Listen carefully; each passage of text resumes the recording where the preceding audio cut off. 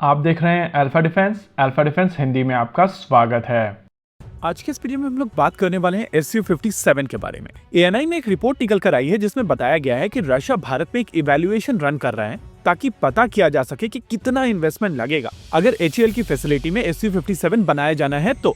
अब अगर आप इस न्यूज को ऐसे ही देखें तो इसमें कोई बड़ी बात नहीं है और आमतौर पर मैन्युफैक्चरिंग कंपनी इस तरीके के इवैल्यूएशन लगातार करती रहती है। अगर HAL की नासिक फैसिलिटी की बात की जाए तो यहाँ से already Su-30 MKI roll out किए जाते हैं और बेसलाइन सुखोई 30 को डिजाइन करने वाली कंपनी सुखोई डिजाइन ब्यूरो है जिसने Su-57 को भी डिजाइन किया है। थियोरेटिकली Su-30 और Su-57 एक ही फैमिली से आते हैं और इनकी डिजाइन फिलॉसफी काफी ज्यादा सिमिलर है। हालांकि Su-57 एक ज्यादा एडवांस एयरक्राफ्ट है और इसी वजह से यहाँ पर कोशिश की जा रही है कि अगर Su-30 MKI की लाइन को मॉडिफाई करके यहाँ से Su-57 बनाने हैं तो कितना इन्वेस्टमेंट लगेगा। दूसरा एंगल ये भी है कि भारत इस समय काफी हद तक अपने फाइटर जेट्स को लेकर यूएस के ऊपर डिपेंडेंट है और यूएस के साथ में जिस तरीके की रिलेशनशिप बन रही है उसको ध्यान में रखते हुए इंडिजिनस प्रोग्राम्स के ऊपर काले बादल छा रहे हैं। एग्जिस्टिंग LCA Mark 1 और Mark 1A GF404 इंजन के ऊपर बेस्ड हैं। वहीं पर आने वाले तेजस Mark 2 और आमका Mark 1 भी GF414 इंजन के ऊपर बेस्ड हैं, जो दोनों अमेरिकन इंजन।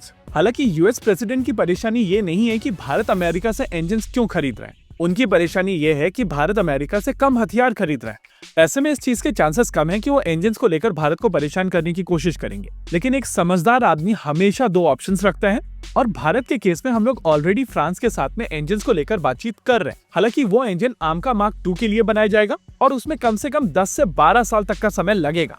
ऐसे में इस 10-12 साल के दौरान उस गैप को मेंटेन करने के लिए भारत 3 से 4 स्क्वाड्रन 5th जनरेशन एयरक्राफ्ट बाहर से एक्वायर करने की कोशिश कर सकता है और ये रिकमेंडेशन एम्पावर्ड कमेटी की तरफ से ऑलरेडी भारत सरकार को दे दी गई है। ऐसे में अगर नासिक असेंबली लाइन में बहुत ज्यादा इन्वेस्टमेंट की आवश्यकता ना पड़े और इसी फैसिलिटी से Su-57 रोल आउट किया जा सके तो चांसेस हैं कि यहाँ पर Su-57 की कुछ यूनिट भारत एक्वायर कर सकता है। हालांकि Su-57 को लेकर जो प्रॉब्लम्स रही हैं, उनमें से ज्यादातर परेशानियां अभी भी मौजूद हैं और अभी तक इसके लिए बनाया जाने वाला engine AL-51 full swing production में नहीं गया है। देखिए, अगर आप डॉट्स को कनेक्ट करने की कोशिश करेंगे तो आपको समझ में आएगा कि कुछ समय पहले रशिया की तरफ से ऑफर आया था कि भारत में AL-41 इंजन को बनाया जा सकता है और इस समय भारत में AL-31 इंजन को असेंबल किया जाता है जो Su-30 MKI में यूज किए जाते हैं। प्रैक्टिकली ये दोनों ही इंजन एक ही फैमिली के हैं। हालांकि AL-41 एक बेहतर इंजन है जो कंपैरेटिवली ज्यादा एडवांस है। करंट Su-57 में AL-41 इंजन का ही प्रयोग किया जाता है जो प्रैक्टिकली बनाए गए थे Su-35 के लिए।